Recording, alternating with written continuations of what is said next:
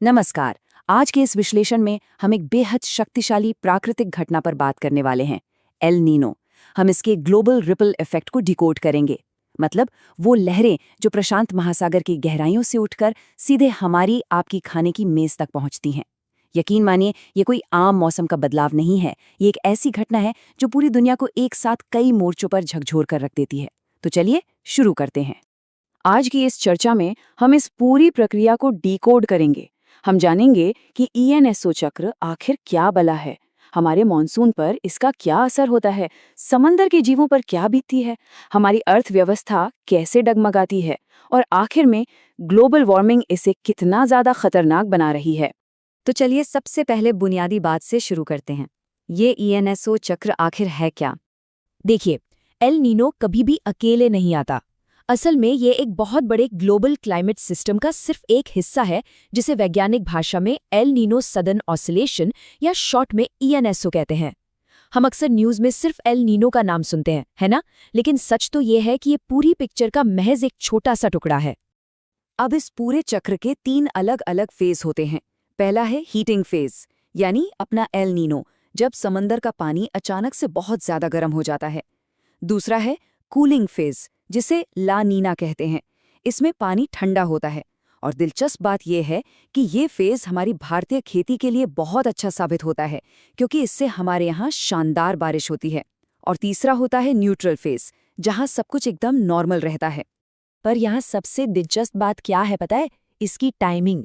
समंदर के तापमान में होने वाला ये भारी बदलाव कोई तुक्का नहीं है, ये एक रिदम में चलता है। हर 2 से 7 साल में ये चक्र लौटकर आता है, बिल्कुल प्रकृति की अपनी किसी विशाल घड़ी की तरह। और हाँ, एक बार जब ये एल नीनो शुरू हो जाता है ना, तो ये कोई रातों रात खत्म होने वाली चीज नहीं है। ये अपना असर दिखाने के लिए लंबा टिकता है, आमतौर पर 9 से 12 महीने तक। जरा सोचिए, लगभग 1 साल तक दुनिया के हर कोने का मौसम इसके इशारों पर नाचता है। अब आते हैं उस बात पर जो सीधे हमसे जुड़ी है। प्रशांत महासागर से उठने वाली ये लहर हमारे भारतीय मॉनसून को कैसे डिस्टर्ब करती है? इसे समझने के लिए हमें टेलीकनेक्शन को समझना होगा। सोचिए कि ये हवा में बना एक अदृश्य पुल है, जो प्रशांत महासागर के गर्म पानी को सीधे हमारे मॉनसून से जोड़ देता है। ये विज्ञान का एक ऐसा अजूबा है, और सच कहूं तो डराने वाला अजूबा, कि कैसे हजारों किलोमीटर दूर हो रही कोई हलचल सीधे हमारे यहाँ की बारिश पर ब्रेक लगा देती है। ये बिल्कुल ताश के पत्तों के ढहने जैसा है, एक डोमिनोज इफेक्ट।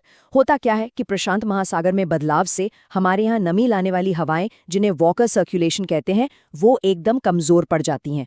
हवाएं कमजोर हुई तो बादलों के आने में देरी होती है, बारिश के बीच लंबे लंबे गैप आ जाते हैं, और देखते ही देखते सूखे जैसे हालात बन जाते हैं। इसका सीधा और सबसे भयानक असर पड़ता है हमारी धान और दालों जैसी अहम खरीफ फसलों पर। चलिए अब समंदर की गहराई में चलते हैं और देखते हैं कि वहां के जीवों पर इसका क्या कहर टूटता है। तो देखिए, समंदर के अंदर एक बहुत ही गजब का बैलेंस होता है। नीचे का ठंडा और पोषक तत्वों से भरा पानी लगातार ऊपर आता रहता है, इसे अपवेलिंग कहते हैं। लेकिन एल नीनो इस पूरी प्रक्रिया को ही रोक देता है।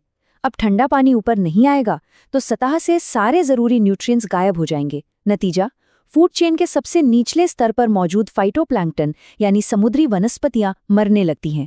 और जब खाना ही नहीं बचेगा तो पेरू के तट पर मौजूद लाखों मछलियां या तो भूख से मर जाती हैं या जान बचाने के लिए कहीं और भाग जाती हैं। बात यहीं खत्म नहीं होती। पानी का ये बढ़ता तापमान कोरल ब्लीचिंग का भी ट्रिगर है। मतलब वो जो बेहद खूबसूरत और रंग बिरंगी मूंगा चट्टानें होती हैं ना, जो लाखों समुद्री जीवों का घर हैं, वो अपना सारा रंग खो बैठती हैं। देखते ही देखते वो एक सफ़ेद बेजान कब्रिस्तान में तब्दील हो जाती हैं। ये इकोसिस्टम के लिए एक बहुत बड़ा झटका है। और अब बात करते हैं कि कैसे ये सब पर्यावरण से निकलकर सीधे हमारी और आपकी जेब पर असर डालता है, यानी इसका वैश्विक आर्थिक प्रभाव। जब मौसम की मार से खेतों में फसलें बर्बाद होती हैं, तो जाहिर सी बात है, बाजार में अनाज, सब्जियों और खाने के तेल की कीमतें आसमान छूने लगती हैं, महंगाई बेकाबू हो जाती है। दूसरी तरफ पानी की कमी से उन देशों में भयंकर बिजली संकट खड़ा हो जाता है, जो हाइड्रो पावर यानी पानी से बनने वाली बिजली पर निर्भर हैं। तो आप देख सकते हैं, ये महज मौसम का कोई खेल नहीं है, ये हर घर का बजट बिगाड़ देने वाली एक बहुत बड़ी आर्थिक घटना है।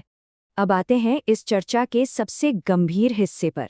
कैसे ग्लोबल वार्मिंग इस पूरी साइकिल को और भी ज्यादा खतरनाक बना रही है।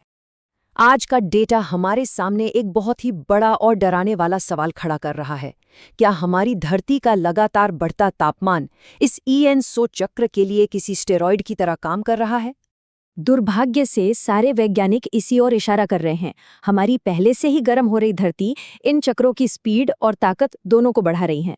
एक्सट्रीम एल नीनो की घटनाएं जो कभी सदियों में एक बार होती थी, अब कोई इतिहास की बात नहीं रही। ये अब पहले से कहीं ज्यादा हो रही हैं और हमारी एक खौफनाक हकीकत बन चुकी हैं। तो हम इस विश्लेषण के आखिर में एक बेहद कड़वी सच्चाई पर आकर खड़े होते हैं। जब एक अत्यधिक ताकतवर एल नीनो ग्लोबल वार्मिंग की मार झेल रही धरती से टकराता है तो इंसानी इतिहास के सबसे गर्म साल रिकॉर्ड किए जाते हैं। अब सबसे बड़ा और खुला सवाल ये है, जब भविष्य में ये डराने वाली चरम स्थितियां, ये एक्सट्रीम्स एक नॉर्मल बात बन जाएंगे, तब हमारा समाज खुद को कैसे बचाएगा? इस सवाल पर विचार जरूर कीजिएगा। आज की इस चर्चा में जुड़ने के लिए बहुत बहुत शुक्रिया।